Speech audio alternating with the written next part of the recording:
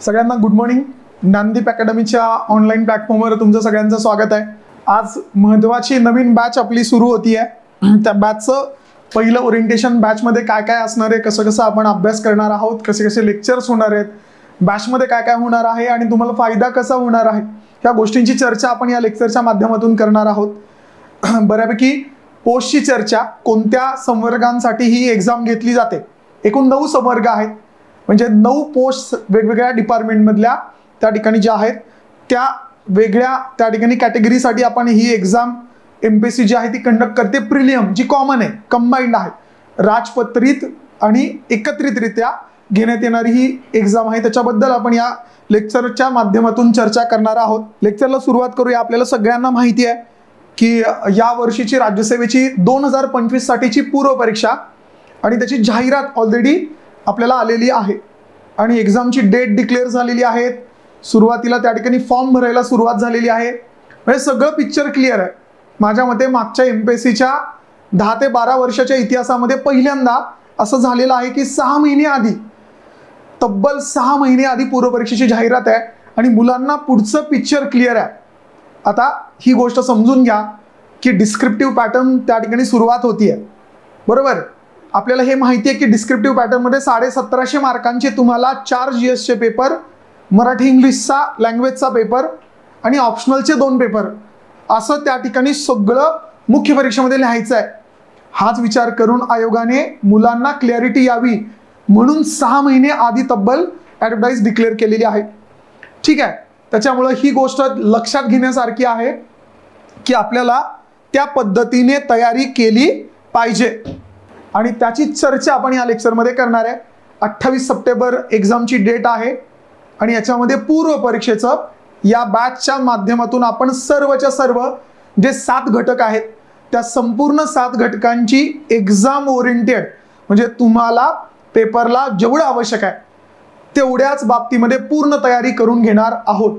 त्याच्यामुळे त्या बाबतीत तुम्ही निश्चिंत राहावा, अजिबात काळजी करू नका. तेवढ्या बाबतीमध्ये आमच्यावर विश्वास ठेवा.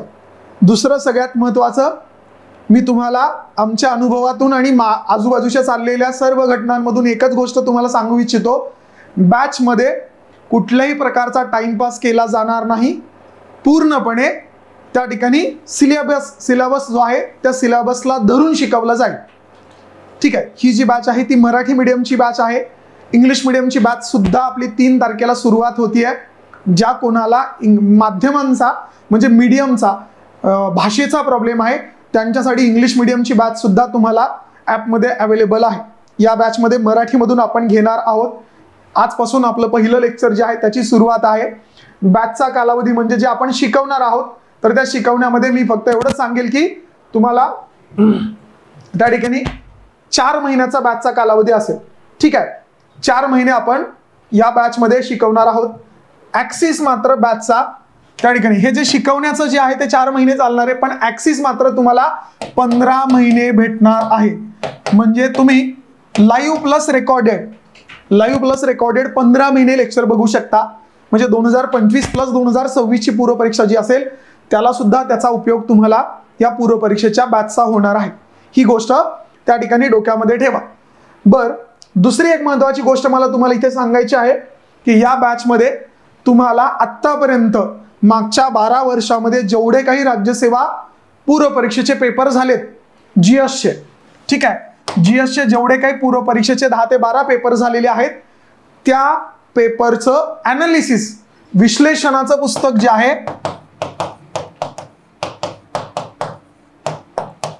ज्याची किंमत एक साधारण 1000 रुपयाच्या आसपास आहे ते आपण फ्री या बॅच मधून भेटणार आहे आणि ते पण तुम्हाला घरपोच उपलब्ध होण्याची सुविधा त्या ठिकाणी उपलब्ध आहे. म्हणजे तुम्हाला फक्त नॉमिनल जे काही पोस्टल चार्जेस आहेत ते पेड करायचे. हे पुस्तक तुम्हाला बॅचच्या प्राइस मध्ये घरपोच भेटणार आहे. फक्त तुम्हाला पोस्टल चार्जेस जे काय असतील गव्हर्नमेंट रूल नुसार तेवढे फक्त तुम्हाला पेड करायचे. त्याच्यामध्ये तुम्हाला हे राज्यसेवा पूर्व परीक्षेचं विश्लेषणाचं पुस्तक एक 15 दिवसांमध्ये 15 डेज मध्ये, ज्याच्यामध्ये 2024च्या पूर्व परीक्षेचा पेपर सुद्धा समावेश असेल. म्हणजे 2013 पासून त्या ठिकाणी 2025 पर्यंत जे काही त्या ठिकाणी झालेले पेपर आहेत ते सगळे उपलब्ध होणार. ठीक आहे, ही गोष्ट इथे लक्षात ठेवा. या बॅचमध्येच तुम्हाला ते उपलब्ध असेल. त्याच्यानंतर बॅचबद्दल इतर जी काही तुम्हाला माहिती हवी असेल तर माझ्या स्क्रीनवरती इथे नंबर दिलेले आहेत. या तिन्हीपैकी कोणत्याही नंबरवरती तुम्ही कॉन्टॅक्ट करू शकता आणि तुम्हाला बॅचबद्दल इतर जी काही माहिती आहे ती तुम्हाला उपलब्ध होणार. परत एकदा सांगतो, बॅचचा लाईव्ह प्लस रेकॉर्डेड अशा प्रकारचा त्या ठिकाणी 15 महिन्यांचा ऍक्सेस आहे, म्हणजे जवळजवळ 1.25 वर्ष. दुसरी महत्वाची गोष्ट, वॉच टाइम अनलिमिटेड आहे. Watch time limited. आम्ही ते फालतूपणा करतच नाही. ठीक आहे की 2 वॉच आणि 3 वॉच वगैरे 3 वेळाच तुम्हाला बघता येईल आणि 2 वेळाच बघता येईल. आम्हाला पण माहिती आहे पोरांचा रिझल्ट महत्वाचा आहे. मुलं मरमर कशासाठी करतायत तर रिझल्टसाठी करतायत. ठीक आहे, या गोष्टीची पूर्ण जाणीव आहे. ठीक आहे, तुम्हाला डिव्हाइस चेंज करता येणार नाही. तुम्ही स्वतःहून तुम्हाला जेवढ्या वेळा पाहिजे तेवढ्या वेळा तुम्ही ते लेक्चर बघू शकता. तुम्हाला त्याच्यामध्ये वॉच टाइमचं लिमिट नाही. तो वॉच टाइम तुम्हाला अनलिमिटेड आहे, हे क्लिअर करा. ठीक आहे, 15 महिने तुम्हाला त्या ठिकाणी लेक्चर त्याचा ऍक्सेस भेटणार आहे. फी किती आहे? फक्त 8,000 रुपये. ठीक आहे, फी किती आहे तर त्या अनुषंगाने तिथे तुम्हाला डिटेल्स, फी बद्दल जे काही डाऊट्स असतील हे बघा, ह्या नंबरवरती तुम्ही कॉल करून त्या ठिकाणी किंवा जी काही आपली ज्ञानदीप अकॅडमीचं ॲप आहे, ज्ञानदीप अकॅडमी म्हणून, त्या ॲपमध्ये तुम्हाला गेल्यानंतर तुम्ही जर बॅचेसमध्ये सर्च केलं तर त्या बॅचमध्ये गेल्यानंतर सध्याला आत्ता सुरुवात होतीये, त्याच्यामुळे 10,000 रुपयाची बॅच ती फक्त 7,999 रुपयाला उपलब्ध आहे. ठीक आहे, तिथे तुम्ही ती काय करू शकता, जॉईन करू शकता. बाय नाऊ करायचं आणि तिथून तुम्ही ती पेमेंट करू शकता. बाकी इतर काही डिटेल्स हवे असतील तर तुम्हाला या नंबरवरती भेटून जातील. ठीक आहे, आता सगळ्यात महत्वाचं आपलं टार्गेट आहे राज्यसेवा पूर्व परीक्षा. जेवढा काही राज्यसेवा पूर्व परीक्षेचा सिलेबस आहे, जेवढे काही घटक आहेत तेवढे सर्व घटक, ठीक आहे, पॉइंट टू पॉइंट, ते पण महत्वाचे घटक या क्रमाने की जे सातत्याने पेपरला विचारले जातात. एक त्या ठिकाणी मी म्हटलं ना की एक स्ट्रॅटर्जी आहे पूर्व परीक्षा पास होण्याची. जर का तुम्ही ती फॉलो करताय ना तर तुम्हाला पूर्व परीक्षा क्रॅक करणं सोपं आहे. तुम्ही मागच्या कालखंडामध्ये बघितलं असेल की राज्यसेवा पूर्व परीक्षेचा कट ऑफ काय लेवलला गेलाय. आत्ताचा 2024चा 117.50. त्याच्यामुळं मुख्य परीक्षेची तयारी करताना तुम्हाला पूर्व परीक्षेला निग्लेक्ट करून चालणार नाही. जर तुम्ही असं म्हणताय की मी अचानक शेवटच्या 2 महिन्यामध्ये अभ्यास करेल आणि पूर्व परीक्षा काढेल, या कॉन्फिडन्समध्ये जर तुम्ही आहात तर तो गैरसमज डोक्यातून दूर करा. कट ऑफ या लेवलला आहे, ही गोष्ट जाणीवपूर्वक लक्षात ठेवा. ठीक आहे, कमी वेळामध्ये योग्य मार्गदर्शन जर घेताय तर तुम्हाला त्या कट ऑफ पर्यंत जाता येणार. आणि आमचा तोच पर्पज आहे की तुम्हाला त्या ठिकाणी टू द पॉइंट, अजिबात फापट पसारा नाही. ठीक आहे, कविता नाही, ना शेरो शायरी आहे, ना तसला डान्स आहे त्या लेक्चरमध्ये, ना गाणी वाजवणार आहेत, असलं काही फालतूपणा नाही आहे. आम्हाला प्रत्येकाच्या 1-1 मिनिटाची किंमत आहे. एक गोष्ट लक्षात घ्या, तुम्ही याच्या आधी सुद्धा ज्ञानदीपच्या लेक्चरच्या बाबतीमध्ये हे ऑब्झर्व केलं असेल ना, आम्ही कोणत्याही प्रकारचं एंटरटेनमेंट लेक्चरमध्ये करतो ना कोणत्याही प्रकारचा त्या ठिकाणी गाणं वाजवणं किंवा त्या ठिकाणी कविता म्हणणं किंवा त्या ठिकाणी गाणी म्हणणं, या गोष्टी लेक्चरला करत नाही. अभ्यास, कंटेंट, पेपरला काय येतंय, कसं येतंय, मुलं कुठे चुकतायत, कोणत्या गोष्टींकडे लक्ष दिलं पाहिजे, कोणत्या गोष्टी स्किप केल्या पाहिजेत, या गोष्टींवर आमचा भर आहे. कारण का तर आम्हालाही माहिती आहे की तुम्हाला त्या ठिकाणी कमीत कमी वेळामध्ये जास्तीत जास्त गोष्टी कशा डिलिव्हर करता येतील, जास्तीत जास्त गोष्टी कशा कव्हर करता येतील, आमचा हा फोकस आहे. आणि त्याच्यामुळे तुम्ही हे लक्षात ठेवा, जर कुठल्याही लेक्चरमध्ये तुम्हाला हे ऑब्झर्व होत आहे तर आम्ही त्या ठिकाणी तुमच्या रेग्युलरली डाऊट सेशन त्या ठिकाणी घेतो. त्या डाऊट सेशनमध्ये तुम्ही आम्हाला ते दाखवू शकता किंवा त्या ठिकाणी बोलू शकता की सर असे असे डाऊट आहेत, असा असा त्या ठिकाणी कंटेंटच्या बाहेर विषय चाललाय. हे लगेचच्या लगेच आपली मुलं त्या ठिकाणी लगेच फॅकल्टीला पॉइंट आउट करतात. आणि दुसरं सगळ्यात मोठी जमेची बाजू, जेवढी काही फॅकल्टी आहे तुम्ही ऑलरेडी त्यांचे मॅरेथॉन लेक्चर्स बघितलेले आहेत. आम्हाला गडचिरोली, गोंदिया, भंडारा, इकडे नंदुरबार, इकडे सिंधुदुर्ग, इकडून लोक येतात. ना त्यांनी आमचा कुठलाही पेड कुठला कोर्स केलाय किंवा काही केलेलं आहे, अशातला पण काही भाग नाही. त्यांनी युट्यूबचे फ्री कंटेंटवाले लेक्चर बघितले आणि त्याच्यानंतर त्याचे फीडबॅकचे स्वतःहून मुलांचे फोन येतात की सर तुमचे लेक्चर बघितले, सगळे फॅकल्टी सर्वोत्तम आहेत. मार्केटमध्ये आता कुठल्याही बाबतीमध्ये तुम्ही जाऊन कंपॅरिझन करा. ओपन हे चॅलेंज आहे, ओपनली चॅलेंज आहे की तुम्ही हे त्या ठिकाणी जाऊन चेक करा आणि बघा की तुम्हाला या ठिकाणी जो कंटेंट दिला जातोय, जे शिकवलं जात आहे, जे तुमच्या एक्झामच्या साठी गरजेचं आहे, या गोष्टींना धरूनच आहे. ठीक आहे. आणि ही बॅच फक्त प्रिलियमची आहे, पूर्व परीक्षेची आहे. डिस्क्रिप्टिव्हला तुम्हाला त्या ठिकाणी त्याची उत्तरांची लिहायची प्रॅक्टिस, ते चेक करणं, इव्हॉल्युशन करणं, ॲडिशन करणं, व्हॅल्यू ॲडिशन त्याच्यामध्ये करून घेणं, या सगळ्या गोष्टी त्या ठिकाणी कराव्या लागणार. इथे आपण पूर्व परीक्षा स्वतंत्ररित्या बॅच का घेतोय त्याचा पुढचा मुद्दा मला तुम्हाला क्लिअर करायचा आहे.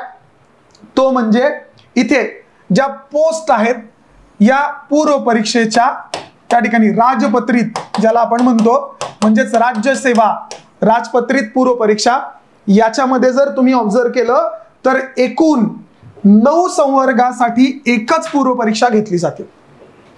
9 प्रकारच्या त्या ठिकाणी एक्झामसाठी एकत्रितरित्या एकच पूर्व परीक्षा आहे.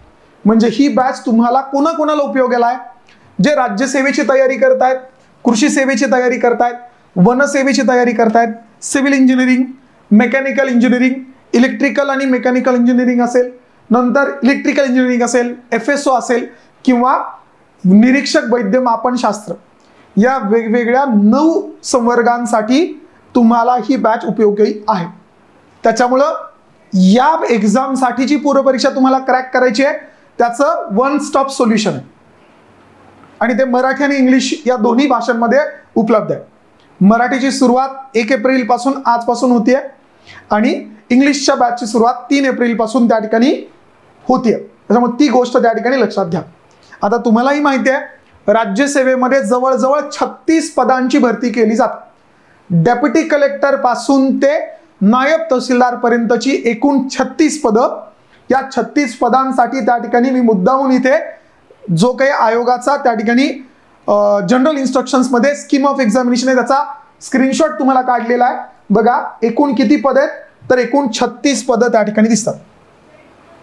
ते त्याचबरोबर त्या ठिकाणी जर विचार केला तर जलसंपदा विभागामध्ये आणि सार्वजनिक बांधकाम विभागामध्ये स्थापत्यशास्त्र म्हणजे ज्याला आपण सिव्हिल इंजिनिअरिंग म्हणतो, त्या सिव्हिल इंजिनिअरिंगच्या वेगवेगळ्या 5 पोस्टसाठी हीच पूर्व परीक्षा तुम्हाला द्यायची आहे. आणि मागच्या 6 ते 7 वर्षात सातत्याने सिव्हिल इंजिनिअरिंग डिपार्टमेंटच्या जागा निघाल्यात. त्याच्यामुळे त्यांच्यासाठी ही पूर्व परीक्षा पास होणं खूप क्रुशियल आहे. कालच एक विद्यार्थी आला होता, सर माझा अभ्यास खूप तगडा आहे, मागच्या 3-4 वर्षांपासून मी अभ्यास करतोय सिव्हिल इंजिनिअरिंगचा, पण माझी पूर्व परीक्षा काही मार्कांनी मी त्या ठिकाणी अनुत्तीर्ण होतोय.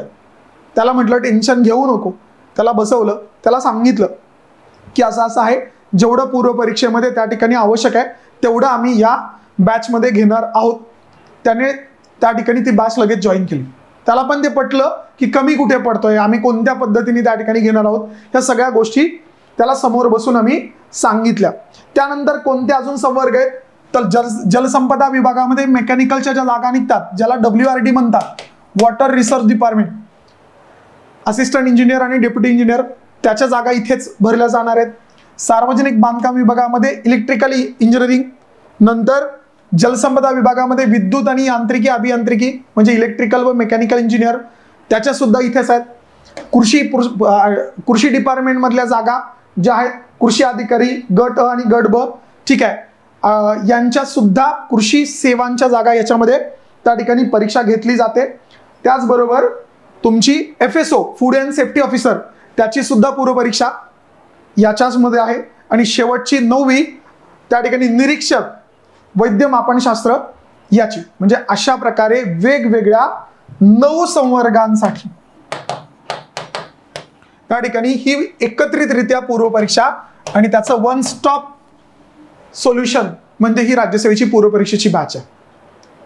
डोळे झाकून जेवढं फक्त या बॅच मध्ये केलं जात आहे, घेतलं जात आहे, त्याच्या PDFच्या PPTच्या नोट्स बरोबर ह्या तुम्हाला जे काही शिकवणार आहेत फॅकल्टी, त्या PPTच्या PDFs तुम्हाला अवेलेबल होणार. तुमचा एक बॅचमध्ये टेलिग्राम चॅनल क्रिएट केलेला आहे. त्या तुम्ही बॅच परचेस केल्यानंतर माय कोर्समध्ये जाऊन तिथे जाऊन तुम्हाला ती टेलिग्रामचा चॅनल जॉईन करायचा आहे. तिथे तुम्हाला त्या बॅचमध्ये शिकवताना फॅकल्टीनी जी PPT वापरली त्याची PDF तुम्हाला तिथे शेअर होईल. दुसरी गोष्ट, रेग्युलरली तुमच्या बॅचच्या अपडेट तुम्हाला त्या टेलिग्रामच्या माध्यमातून मिळणार आहेत. दर शनिवारी तुमच्या नेक्स्ट वीकमध्ये काय त्या ठिकाणी शेड्यूल असेल ते तुम्हाला तिथे मिळणार आहे. रोजचे एक साधारणतः 3 लेक्चर, सुरुवातीला तुमचे 2 किंवा 1 लेक्चर होतील आणि त्याच्यानंतर तुम्ही एकदा रुटीनमध्ये आले, तुमचं ट्युनिंग जुळलं की आपण 3-3 लेक्चर त्या बॅचमध्ये घेणार आहोत, 1-1 तासाचे. कारण आपल्याला माहिती आहे 1 तास screen time is more than enough. त्याच्यावर गेलं तर डोळ्यांवर आणि कानांवर ताण येतो. त्याच्यामुळे 1 तासाच्या वरती आपण तिथे लेक्चर ठेवत नाही. त्याच्यानंतर ब्रेक देतो, परत 1 तासाचं लेक्चर, ब्रेक, परत 1 तासाचं लेक्चर. या पद्धतीने लेक्चरचा पॅटर्न जो आहे तो आपण घेताना दिसेल तुम्हाला. आता सगळ्यात महत्त्वाचं, बऱ्याच लोकांची शंका, याच्यामध्ये वेगवेगळ्या पोस्ट आहेत मान्य, पण क्वालिफिकेशन काय? वेगवेगळ्या काही पोस्टसाठी वेगवेगळं क्वालिफिकेशन तुम्हाला त्या ठिकाणी लागतं. त्या पात्रते संदर्भात आपण चर्चा करू. आता राज्यसेवेमध्ये काही अशा पोस्ट आहेत ज्याला स्पेशल क्वालिफिकेशन एज्युकेशनल लागतं. त्यातली पहिली वित्त लेखा अधिकारी. ठीक आहे, महाराष्ट्र वित्त लेखा अधिकारी ही जी पोस्ट आहे त्याच्यासाठी तुम्हाला कंपल्सरी कॉमर्स मधून 55%, ठीक आहे, किमान 55% वाणिज्य विषयातली पदवी लागते, किंवा तरच तुम्ही या पोस्टसाठी एलिजिबल राहता. किंवा तुम्ही CA झालेले पाहिजे, किंवा त्या ठिकाणी तुम्ही MBA अकाउंट्समध्ये केलेलं पाहिजे, फायनान्समध्ये तुम्ही MBA केलं पाहिजे, तर तुम्हाला याच्यामध्ये काय करता येतं, या पोस्टसाठी तुम्ही पात्र असता. ते लोक या पोस्टसाठी राज्यसेवेच्या अंतर्गत त्या ठिकाणी क्वालिफाय असतात. काही लोक फक्त आणि फक्त ARTO assistant regional transport officer group A class 1 ची पोस्ट आहे, या पोस्टसाठी प्रिपेअर करता.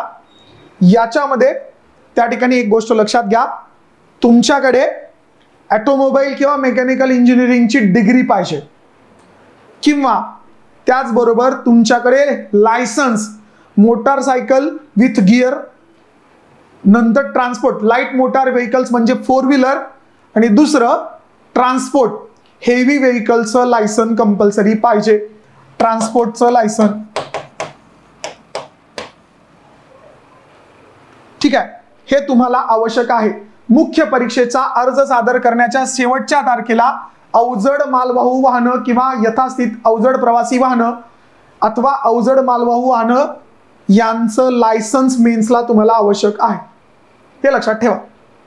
तोच विद्यार्थी फक्त ARTO ला क्वालिफाय, ऑटोमोबाईल इंजिनिअरिंग आणि मेकॅनिकल इंजिनियर डिग्रीवाला.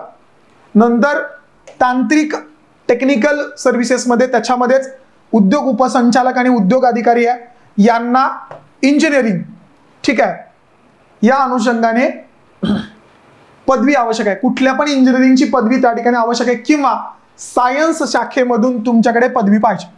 म्हणजे इथे आर्ट्स आणि कॉमर्स चालणार नाही, बाकी सगळे चालतील. हे क्वालिफिकेशन त्या ठिकाणी आवश्यक आहे.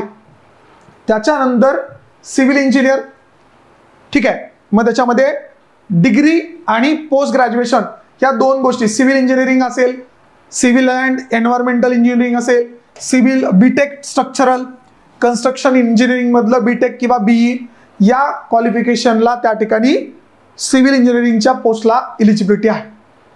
ही PDF मी तुम्हाला आमच्या ज्ञानदीप अकॅडमीचं जे मोठं चॅनल आहे त्याच्यावरती पण शेअर करून देईल, तिथे पण तुम्ही ते बघू शकता. तिथे पण तुम्हाला या गोष्टी लक्षात येतील, म्हणजे त्यांच्यासाठी सुद्धा ही बॅच उपयुक्त असणार आहे. यांत्रिकी मेकॅनिकलच्या बाबतीमध्ये बघा, ऑटोमोबाईल प्रोडक्शन आणि इंडस्ट्रियल यांचं सुद्धा क्वालिफिकेशन अलाउड आहे, हे महत्त्वाचं लक्षात ठेवा. जर मेकॅनिकल इंजिनिअरिंगच्या त्या जलसंपदा वॉटर रिसर्च डिपार्टमेंटमध्ये असिस्टंट इंजिनियर आणि डेप्युटी इंजिनियर जर तुम्हाला व्हायचं असेल क्लास 1 आणि क्लास 2, तर तुमची मेकॅनिकलची किंवा ऑटोमोबाईलची किंवा प्रोडक्शनची किंवा इंडस्ट्रियलची डिग्री पाहिजे, तर तुम्ही इलिजिबल आहात, नाहीतर तुम्ही इलिजिबल नाही, हे लक्षात घ्या. नंतर विद्युत अभियांत्रिकी, इलेक्ट्रिकल इंजिनियर आणि त्याचबरोबर इलेक्ट्रिकल प्लस मेकॅनिकल. इथे इलेक्ट्रॉनिक्स इलेक्ट्रिकल पॉवर सिस्टीम याच्यामध्ये तुमचं ग्रॅज्युएशन झालेलं पाहिजे, तर तुम्ही या इलेक्ट्रिकल इंजिनियरच्या पोस्टसाठी तुमच्या सिव्हिल डिपार्टमेंटमध्ये किंवा सार्वजनिक बांधकाम विभागामध्ये इलिजिबल आहात. या पोस्टसाठी पण तुम्हाला या पूर्वपरीक्षेचा उपयोग होणार आहे. त्याचबरोबर कृषी सेवा, ज्यांचं ॲग्रिकल्चर मधलं ग्रॅज्युएशन पोस्ट ग्रॅज्युएशन आहे त्यांच्यासाठीच्या कृषी अधिकाऱ्याच्या पोस्ट आहेत. स्वतंत्ररित्या मुख्य परीक्षा होते, पूर्व परीक्षा कॉमन आहे. आणि शेवटी वनसेवा जी आहे तर त्या संदर्भामध्ये इथे सगळे ग्रॅज्युएशन दिलेले आहेत की ॲग्रिकल्चरसाठी कोणते ग्रॅज्युएशन तुम्हाला आवश्यक आहे. ठीक आहे, ते एकदा फक्त बघून घ्या. आणि शेवटची त्या ठिकाणी महाराष्ट्र वनसेवा, वनसेवेमध्ये तुम्हाला त्या ठिकाणी या पूर्वपरीक्षेसाठी सुद्धा याच बॅचमधून सर्व सिलेबस कव्हर केला जाईल. म्हणजे एवढ्या साधारणतः 9 संवर्गांसाठी ही बॅच जी आहे ती आपण घेणार आहोत. फूड अँड सेफ्टी ऑफिसर आणि त्याच्यानंतर शेवटी वैद्यमापनशास्त्र असे हे 2. तर या सर्वांच्या साठी एकत्रितरित्या फक्त पूर्वपरीक्षा, मुख्य परीक्षा याच्यामध्ये असणार नाही, कारण तिकडे तुम्हाला टेक्निकल आहे. बरोबर, त्या ठिकाणी मुख्य परीक्षेच्या संदर्भामध्ये पूर्णपणे टेक्निकल सिलेबस आहे, तो तुम्हाला स्वतंत्ररित्या करता येतो. बरेच मुलं अशी आहेत की ज्यांचं इंजिनिअरिंग झालेलं आहे, कृषी झालं आहे किंवा फॉरेस्ट्रीला त्या ठिकाणी पोस्ट पाहिजे, पण पूर्वपरीक्षा निघत नाही. पूर्वपरीक्षेला अडचण आहे. मुख्य परीक्षेचा अभ्यास तयार आहे, 100% उद्या पेपर चालू केले तर लिहिता येईल अशी त्या ठिकाणी तयारी मुलांची आहे, पण मग पूर्वपरीक्षेचा अडथळा दूर होत नाहीये. तर तुम्हाला या बॅचमधून तो अडथळा दूर होणार आहे, ही गोष्ट लक्षात घ्या. ठीक आहे. आता याच्यानंतर काही पोस्ट आहेत त्यांना फिजिकल क्रायटेरिया आहे. फॉर्म भरणं चालू झालंय आणि तुम्हाला मी आत्ताचा अनुभव सांगतो, बऱ्याच मुलांनी ज्यांना DYSP होण्याचं स्वप्न आहे त्यांनी फिजिकल क्रायटेरियामध्ये एक मोठी चूक पूर्वपरीक्षेला फॉर्म भरताना केली आहे. तुम्ही ती करू नका. तुम्हाला सगळ्यांना एकच गोष्ट सांगणे आहे, जो DYSP आहे ठीक आहे त्या पोस्टसाठी तुमची चेस्ट, नॉर्मल मुलांची चेस्ट ही 84 सेंटीमीटर लागते आणि फुगवून ती किती 89 म्हणजे 5 सेंटीमीटर फुगली पाहिजे. बऱ्याच मुलांनी चूक केली आहे आणि PSI ला चेस्ट नॉर्मल चेस्ट त्या ठिकाणी प्रोफाईलमध्ये टाकली आहे 79 सेंटीमीटर. ही पोरं फिजिकल क्रायटेरियामुळे त्या ठिकाणी DYSP पोस्टला नॉट एलिजिबल दाखवत आहे. त्याच्यामुळं पूर्वपरीक्षेचा फॉर्म भरताना तुमची चेस्ट त्या ठिकाणी 84 सेंटीमीटरच्या वरती टाका. 84 सेंटीमीटर आहे हे लक्षात ठेवा. हाईट 165 सेम आहे PSI आणि DYSP ला, पण चेस्ट मात्र DYSP ला 84 सेंटीमीटर आहे. त्याच्यामुळं तुमच्या प्रोफाईलमध्ये 85 सेंटीमीटर असा बदल करा. आणि फुगून किती होते ती 5 सेंटीमीटर आणि ती फुगते ते नाही टाकायचं तुम्हाला. महिलांच्या बाबतीमध्ये महिलांची हाईट 157 सेंटीमीटर आहे, त्याच्यामुळं प्रोफाईलमध्ये 157च्या तुमची असेल तर ती 157च्या वर टाका. नाहीतर तुम्ही राज्यात पहिले आले तरी सुद्धा DYSP ची पोस्ट भेटणार नाही. ही गोष्ट कायम लक्षात ठेवा.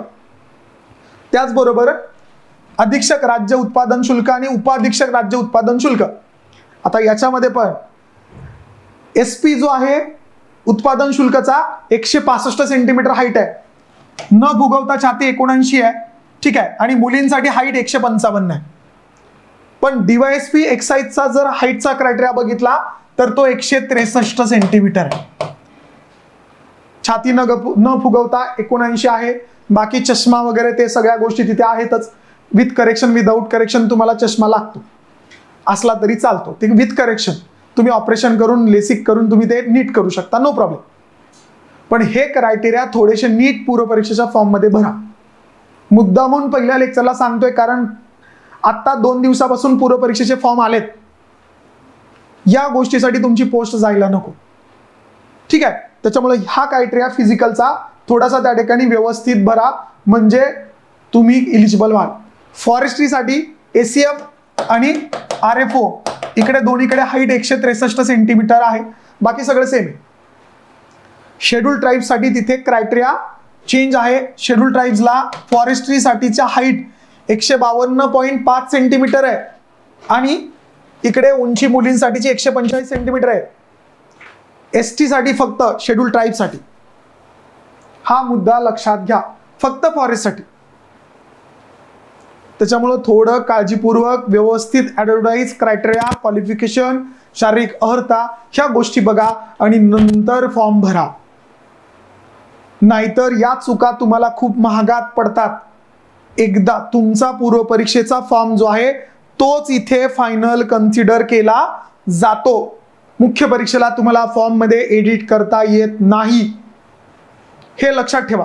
ठीक आहे, त्याच्यामुळं या गोष्टी जर तुम्ही त्या ठिकाणी लक्षात ठेवल्या तर तुम्हाला पुढे अडचण येणार नाही. नॉन क्रिमिलियर सगळ्यांनी नवीन काढलेलं भरायचं आहे. आत्ता 1 एप्रिल आहे, ज्यांचं 31 मार्च 2025 नॉन क्रिमिलियर संपलंय त्यांनी तात्काळ अप्लाय करून 2-3 दिवसात नॉन क्रिमिलियर काढा. 17 एप्रिल पर्यंत वेळ आहे.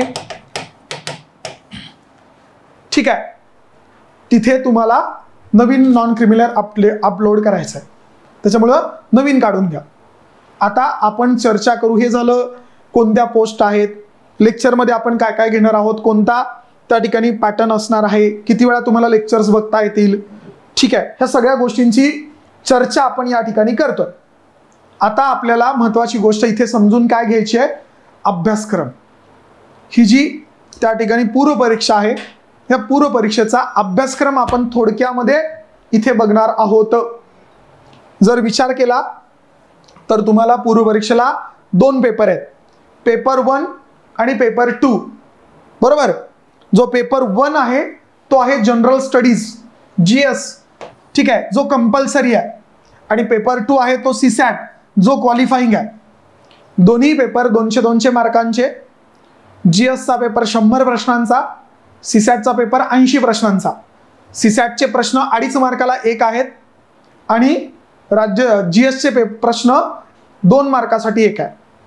आता तुम्हाला GS चे मार्क कट ऑफ साठी पकडले जातात, सीसॅटचे मार्क क्वालिफाईंग असतात.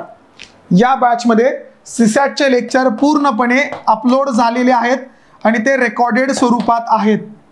मी तुम्हाला सजेस्ट करेल, सीसॅटला वेळ घालवू नका. मागच्या 3-4 वर्षांमध्ये सीसॅट क्वालिफाईंग झाल्यापासून कोणी विद्यार्थी सीसॅटला डिस्क्वालिफाय झालेला नाही. तुम्हाला 1/3 33% म्हणजे 68च्या पुढे, ठीक आहे, किंवा 67च्या पुढे तुम्हाला मार्क 60.66 67 प्लस मार्क्स मिळवायचे, ते तुम्हाला येऊन जातात. त्याच्यामुळे सीसॅटला वेळ घालवू नका. फोकस कुठे करायचा आहे, GS ला. कट ऑफ कशावर लागणार आहे, GS वर. बॅच मध्ये तुम्हाला हे रेकॉर्डेड लेक्चर ऑलरेडी अपलोड केलेले आहेत, तुम्ही तिथे बघू शकता. ठीक आहे, इकडे जर का GS चा विचार केला तर 100 प्रश्नांची एकूण जर विषय बघितले तर 7 विषय आहेत. त्या 7 विषयांमधून तुम्हाला तयारी करायची आहे. आता पेपरच्या पॅटर्न बद्दल चर्चा करू. कट ऑफ बद्दल मागच्या काही 10 वर्षांमधल्या कट ऑफ बद्दल चर्चा करू.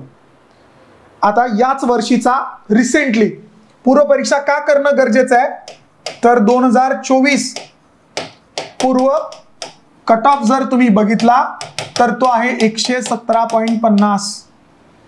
म्हणजे जवळजवळ त्या ठिकाणी 100 प्रश्नांपैकी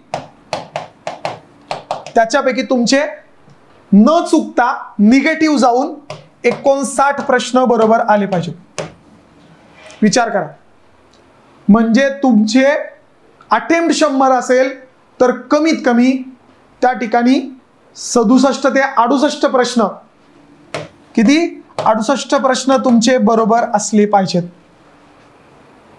तरच पूर्व परीक्षेचा रिझल्ट येतो. निगेटिव्ह जाऊन ते 60 झाले पाहिजेत. म्हणून पूर्व परीक्षा डेडिकेटेड केली पाहिजे. रोजच्या अभ्यासामधला 3 ते 4 तास सध्याला तुमचा वेळ हा पूर्व परीक्षेच्या तयारीसाठी पाहिजे आणि तीच तयारी करून घेण्याचं आमचं काम आहे, जे आम्ही या बॅचच्या माध्यमातून करणार आहे. कोणते कोणते विषय आहेत तर त्याच्यामध्ये तुम्हाला दिसेल करंट अफेअर्स आहे, हिस्ट्री आहे, ठीक आहे, जॉग्राफी आहे, नंतर तुमचं पॉलिटी आहे, पॉलिटी अँड गव्हर्नन्स आपण ज्याला म्हणतो, इकॉनॉमिक्स आहे, नंतर त्या ठिकाणी एन्व्हायरमेंट आहे आणि जनरल सायन्स आहे. हे 7 विषय आपण या 7 विषयांची सर्व प्रिलियमसाठी आवश्यक असणाऱ्या टॉपिकचे लेक्चर्स आपण या बॅचमध्ये घेणार आहे. इच अँड एव्हरी गोष्ट त्याच्यामध्ये कव्हर केली जाईल. लेक्चरमध्ये शिकवण्यात येणारी पीपीटी पीडीएफच्या स्वरूपामध्ये तुम्हाला शेअर केली जाईल. आणि एवढी खात्री देतो, जे आम्ही इथे घेतोय ते सोडून तुम्हाला त्याच्या व्यतिरिक्त काहीही करायचं नाही. तुम्हाला फक्त तेवढंच करायचं. हे डोळे झाकून सांगतो. तुम्ही जर एवढं सांगितलंय तेवढं करताय तर तुम्हाला इतर गोष्टी करण्याची आवश्यकता नाही. त्याचबरोबर जे तुम्हाला पूर्व परीक्षेच्या विश्लेषणाचं पुस्तक दिलं जाईल 1 महिन्याभरात, तुम्हाला त्या महिनाभर पण नाही लागणार, 15 ते 20 दिवसात ते तुम्हाला अवेलेबल होईल. तसा आम्ही तुमच्या टेलिग्रामच्या ग्रुपला त्या ठिकाणी मेसेज करू की आता ते उपलब्ध झालंय, कारण 2024चा पूर्व परीक्षेचा पेपर अपडेट होतोय. ठीक आहे, नवीन जो आत्ता झालेला आहे तो, म्हणून तो 15 दिवसात ते फायनल प्रिंट होऊन अवेलेबल होईल. ते आम्ही तुम्हाला कळवू. त्याच्यानंतर तुम्हाला ते या बॅच जे परचेस करतील त्याची किंमत 1000 रुपये, ते तुम्हाला फ्री भेटणार आहे. आणि जसं म्हटलं की आम्ही बॅचमध्ये फालतूपणा करणार नाही. ठीक आहे, हे कायम डोक्यामध्ये ठेवा, जे महत्वाचं आहे. आणि टेक्निकलच्या मुलांसाठी तर ही खूप महत्वाची गोष्ट आहे. ठीक आहे, आता जर विचार केला याच्यामध्ये तर सायन्स हा महत्वाचा भाग आहे. साधारणतः सायन्स आणि एन्व्हायरमेंट दोन्ही मिळून एक 25च्या आसपास प्रश्न आपल्याला पूर्व परीक्षेला दिसतात. करंटचे 15, पॉलिटीचे 15, जॉग्राफी 15, हिस्ट्रीचे 15. ठीक आहे, त्याच्यानंतर सायन्स आणि एन्व्हायरमेंट मिळून 25. अशा प्रकारे प्रिलियमचा पॅटर्न आहे. आणि होप सो तो 25च्या आणि इथून पुढच्या प्रिलियमसाठी त्या ठिकाणी राहील. यूपीएससी आणि एमपीएससी मधला मेजर फरक काय माहिती आहे? हाच आहे. यूपीएससीची प्रिलियम एकदा निघाल्यानंतर परत निघत नाही, किंवा निघण्याचे चान्सेस कमी असतात, किंवा ती त्या ठिकाणी रिपिटेशन्स अभ्यास न करता पास होणाऱ्यांचं प्रमाण कमी आहे, कारण त्यांचा पॅटर्न डिकोड होत नाही. कोणत्या विषयाला किती प्रश्न येणार आहेत हे यूपीएससी त्या ठिकाणी कळून देत नाही. पण एमपीएससी पूर्व परीक्षेच्या बाबतीत प्रेडिक्टेबल आहे. पॉलिटीला किती प्रश्न येणार आहेत, इकॉनॉमिक्सला किती येणार आहेत, जॉग्राफीला किती येणार आहेत, हिस्ट्रीला किती येणार आहेत, सायन्सला किती येणार आहेत, ह्या सगळ्या गोष्टी त्याच्यामध्ये आहेत. दुसरं, याच्यामध्ये करंटचे जे लेक्चर्स असतील ते करंटचे लेक्चर सुद्धा तुम्हाला रेकॉर्डेड स्वरूपामध्ये जेवढं आवश्यक करंट आहे तर ते तुम्हाला इथे अपलोड केलं जाईल. तुम्हाला तेवढंच करायचं आहे, तेवढ्याच नोट्स करायच्या, त्याच्या बाहेर कुठलंही करंटचं पुस्तक घेऊ नका. सांगितलंय तेवढे फक्त त्या ठिकाणी करंटच्या बाबी करायच्या आहेत. एवढं टू द पॉइंट या बॅचमध्ये होणार. त्याच्यामुळे त्याच्या बाबतीमध्ये निश्चिंत राहावा. ठीक आहे, करंट कुठपासून कुठपर्यंत करायचं हे पण सांगितलं जाईल. आधी जे सोपे सब्जेक्ट आहेत, जे हातातले मार्क आहेत, जे तुम्हाला शुअर शॉट मार्क देऊ शकतात, त्या सब्जेक्टचे लेक्चर सुरुवातीला सुरू होतील. फॉर एक्झाम्पल पॉलिटी उद्यापासून चालू होईल, आणि मग पॉलिटीला आपल्याला आउट ऑफ मार्क पडू शकतात, लक्षात घ्या. त्याच्यामुळे पहिला पॉलिटी, मग त्याच्यानंतर इकॉनॉमिक्स. का तर एक एकच पुस्तक आहे. मग जॉग्राफी. का तर जॉग्राफीमध्ये आपल्याला त्या मानाने स्टॅटिक पार्ट आहे, चेंज होणारा नाही.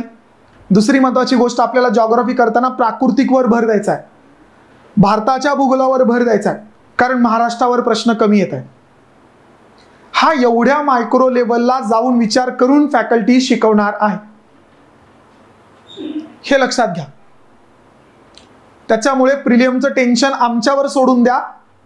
फक्त जेवढं बॅचमध्ये होतंय तेवढं फक्त करा आणि निश्चिंत राहा.